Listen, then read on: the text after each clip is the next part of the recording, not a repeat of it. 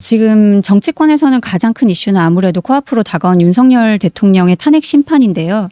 소장님, 탄핵 심판 선고일이 3월 4일, 3월 17일 뭐 다양한 전망이 나오고 있어요. 예. 대체로 뭐 3월 초중순이 될 것 같은데 결과는 어떻게 예상하세요? 그렇죠. 근데 이런 순서대로 간다 그러면은 헌법재판소의 탄핵 심판이 날짜가 네. 3월 중이 될 가능성이 상당히 높다. 네. 뭐 4일 어쩌고 10일 어쩌고 이런 거는 무슨 우리가 뭐 부채도사도 아니고 알 수 없죠. 그러니까 저는 네네. 이런 건 너무 간해석이고 그러면서 또 막 설명들은 많이 해요. 네, 맞아요. 뭐 다 이게 근거가 어쩌고 있더라고요. 예. 뭐 어떤 하는데 3월 중 정도로 보시면 돼요. 네. 이렇게 데이터가 많을 때는 중간을 잡으면 돼요. 아. 여러분들이 쉽게 생각하시면 돼요. 그러니까 데이터가 많아서 복잡하다. 예. 그러면은 아. 중간을 잡으면 돼. 3월 중. 네네. 그다음에 여러분들이 애들이 와서 그래 수학 몇 점 받아서 그러면 뭐 85점 같기도 하고 95점 같기도 하고 그러면 89점 생각하면 돼요. 아, 그렇구나. 참고. 그러니까 중간보다 예를 때는 조금 낮아. 네. 네. 근데 본인이 약간 이제 여지를 주는 거지. 네. 실제 성적이 나오기 전까지는 조금 이제 분노를 누그러뜨리는 거죠. 네. 부모님이 역정낼 수 있습니다. 근데 저는 여기서 이런 말씀을 드려야 될 것 같아요. 그러니까 첫 번째 우리가 짚어봐야 될 것은 네. 지금 이 여론이죠. 윤석열 대통령 한국 갤럽 조사인데 탄핵 찬반. 자 탄핵 찬반 여론부터 먼저 이 부분부터 보여드릴게요. 한국갤럽이 2월 11일에서 13일 전국 만 18세 이상 남녀 1,004명을 대상으로 윤석열 대통령에 대한 탄핵 찬반 의견을 물은 결과 찬성이 57%, 반대가 38%로 나왔습니다. 자세한 내용은 중앙선거 여론조사 심의위원회 홈페이지를 참고해 주시면 됩니다. 비상계엄 선포 직후에는 탄핵 찬성 의견이 70%가 넘기도 했는데 갈수록 줄어드는 게 아무래도 뭐 조기 대선 국면으로의 전환으로 보는 게 맞을까요, 소장님? 그렇죠. 그리고 이제 이건 갤럽의 조사입니다. 그래서 연령별로도 보실 필요가 있는데 네네. 전화 면접 조사 결과를 보면은 네. 연령별로도 탄핵 찬성이 대체로 60대와 70대를 제외하고는 높다고 이렇게 볼 수가 있겠죠. 네, 네. 그런데 이제 이건 탄핵 찬반을 물어봤을 때 그렇고 무응답층이 분명히 있어요. 네. 그러니까 실제로 우리가 이 전화 면접 조사의 무응답이기 때문에 네. 57%라는 것은 높긴 높지만 또 따지고 보면 압도적인 건 아니에요.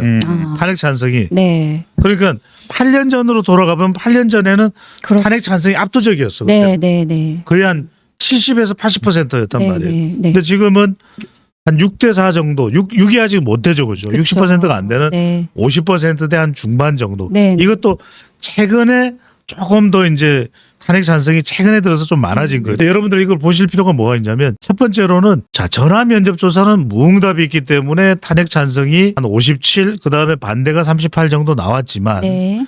좀 적극적으로 응답자가 참여하는 자동 응답 조사를 보면은 네. 반대가 조금 더 올라가 있는 것도 있어요. 네. 그리고 이제 윤석열 대통령 지지를 물어보는 조사. 우리가 오늘 그 조사는 소개를 안 드립니다만 네. 그건 보면은 거의 반반인 경우도 있어요.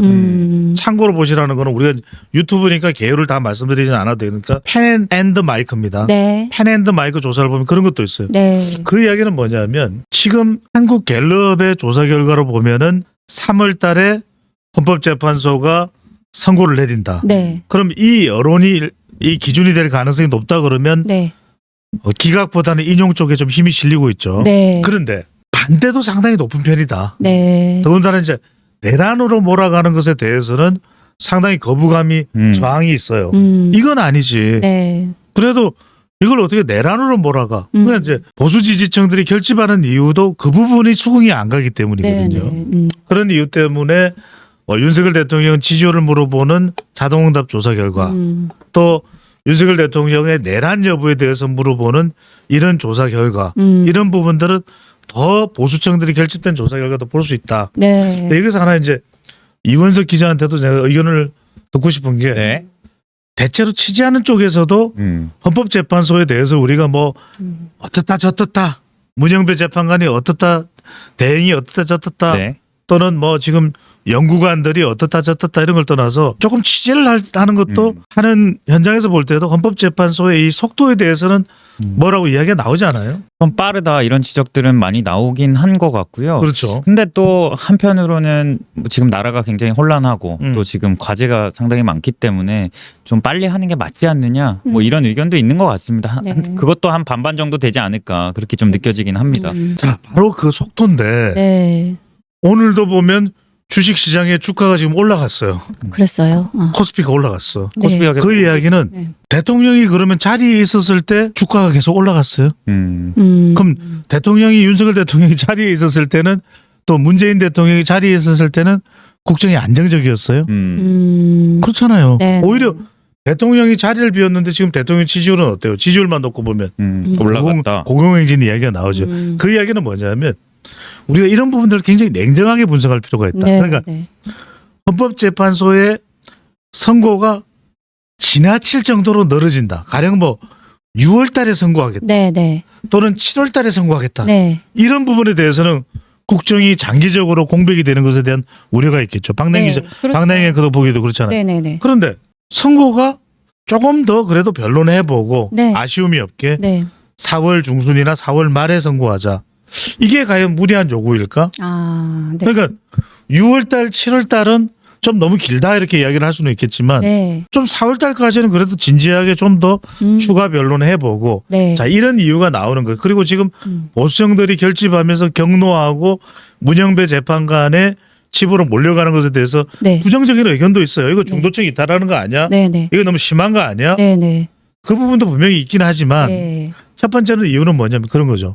그러니까 어느 정도는 그래도 좀 추가적으로 변론하자는 변론이- 주장도 나오고 있으니까 네. 네. 지금 9차 변론 서면 변론에서도 지금 조지호 전 경찰청장의 검찰 조사 결과를 툭 하고 들이미니까 이건 아니잖아 예. 이러면서 그래서 반발이 조대현 헌법재판관을 역임했던 인물이에요. 조대현 변호인이 이건 난 못 참겠어요. 난 가방 맞아요. 들고 나갈게요. 가방 들고 나갔어요. 이른바 네. 백투런을 냈어요. 네. 가방 들고 백투런을 냈어요. 네. 네. 그러니까 이런 상황까지 온다 그러면 네. 이런 부분들이 이제 지금 여론의 부담이 되는 것이 자칫 이렇게 되면 어떤 결정이 나오더라도 물론 지금 반으로 쫙 쪼개져 네. 있는 상황이기 때문에 네. 어차피 많은 분들이 이런 좀 어차피 이건 불복 아닙니까? 그런데 네. 어떤 결과가 나와도 그럼 인용하면은 불복이 없을까요? 네. 네. 네. 그다음에 기각하면 불복이 기각해버려도 난리가 났겠죠. 탄핵 네. 찬성한 쪽에서는. 네. 이건 불복이 나올 수밖에 없다. 근데 그렇습니다. 시간 부분에 있어서 첫 번째 그 부분이 있고 두 번째는 이제 비교가 되는 부분이죠. 이게 과연 이진숙 방통위원장은 174일이거든. 네. 그러면 적어도 100일은 넘어야 되지 않냐. 그다음에 박근혜 대통령 때가 네네. 변론이 17차까지 갔거든요. 네네. 7차. 에이 그래도 박근혜 전 대통령 때 정도까지는 가야 되지 않느냐. 그러면 우리가 생각할 때 18차나 20차거든. 네네. 그 이야기가 나오는 게 내일이 그래- 10차죠. 그래서 이야기가 나오는 게 네. 여론이 한 20차까지 가면 보통 한 4월 말이 돼요. 예. 네. 그럼 4월 말 정도에 선고를 내리면 기각이나 인용이 나오더라도 어차피 그걸 못 받아들일 쪽은 안 받아들여요. 그렇잖아요. 네네. 데이터로 여러분들 보시면 알겠지만 네네. 그러면 적어도 어떤 불만은 좀 가라앉을 수 있냐. 이거 뭐 이렇게 속전속결로 하는 거야. 왜 이렇게 그냥 속도를 내면서 네네네. 이야기를 하느냐. 이런 부분에 대한 건 좀 완화되지 않을까 싶은 예. 생각이 근데 지금 재판관들 임기가 4월 중순에 이제 그렇죠. 두 명이 그것 끝나는 그 때문에. 문제가 좀 있긴 하죠. 굉장히 중요한 이야기를 지금 이원석 기자. 이원석 기자입니다. 네. 예. 네. 그러면 이원석 기자한테 이런 얘기를 할게요. 온 국민들의 이해관계가 걸려 있잖아요. 헌법재판. 네, 네. 이거 그래요. 실제로 그래요. 예. 이건 몇 명의 이해관계만 걸려 있는 게 아니에요. 그럼 이걸 헌법재판관의 임기에 맞춰야 돼요.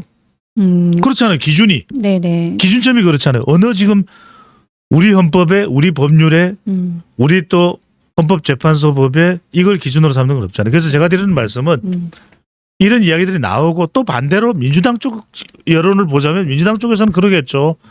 너무 느리다. 네. 오히려 뭐 변론 두 번만 하면 되는 거 아니었냐 뭐 이렇게 이야기를 합니다. 네네네. 각자가 지금 의견이 쫙 엇갈리고 있지만 네. 그래도 대통령을 지지하는 사람들이 더 생각이 많기 마련이잖아요. 이거는 예. 대통령의 운명, 민주당의 운명을 결정하는 헌법재판은 아니잖아요. 네. 그런 의미에서는 적어도 우리가 일반 재판에서도 피의자 네. 사람들은 그렇게 이야기합니다. 아니 무슨 피해자의 권리를 그걸 챙겨줘요? 말도 안 돼요.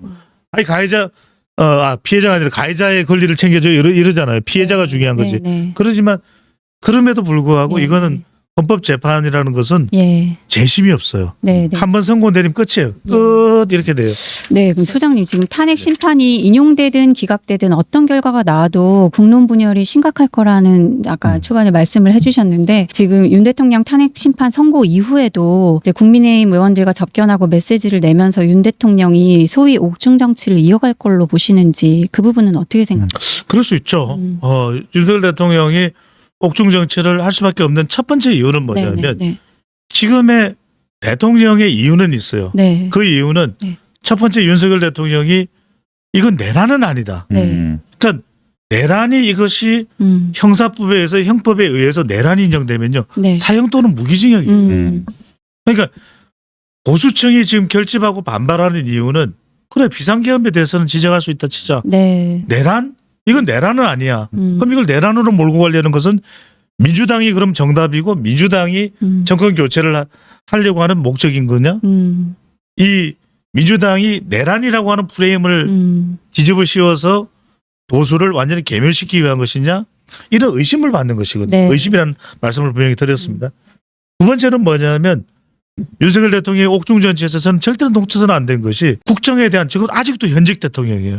아무리 직무는 정지됐지만 대통령이 내야 될 이런 걸 조언을 해야 돼요. 예. 정말 진정한 참모라면 박정희 대통령은 뭡니까 여러분들? 박정희 대통령 여러분들 제 이야기는 안 할 수가 없는 게 저는 그걸 기억을 해요.